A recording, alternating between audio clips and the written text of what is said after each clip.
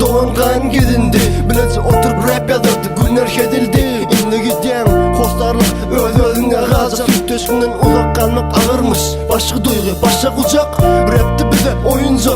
İneyim başka oyuncağım kalmadı.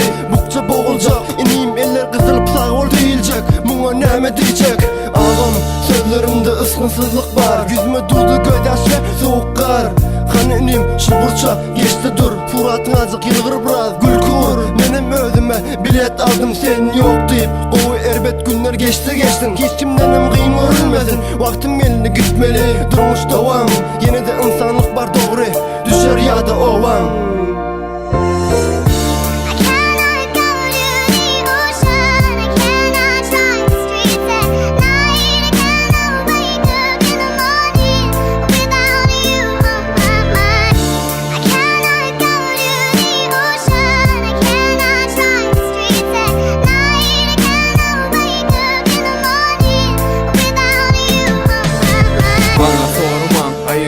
Men görmedim, hel tanış delmen.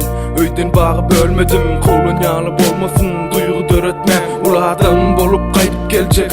Kaygı etme, gönderme yaşar yar. Yönü arkamdan ağlanmasın. Sözler badallar, yönü arkamdan sögülmesin. Elbet sensiz bana kıyın olacak kurvat ilde.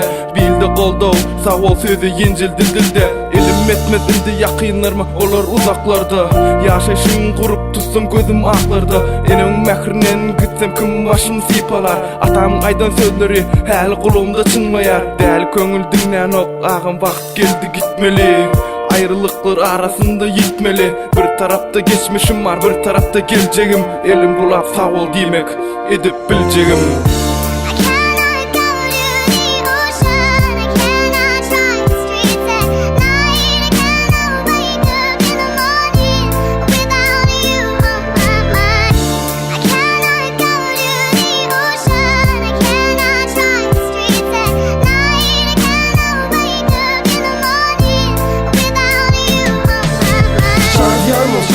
Molaylı durmuştu 120 BPM tempo rap ya da nyali. Özüm fakta gurulmesem emir dünkü yanan tost. West Coast tarafta yaşsında durmuşum bir East Coast. Teret netip geçiptir doğal 20 yıl. Biraz tecrübe ömrümde biraz sattan çıktım.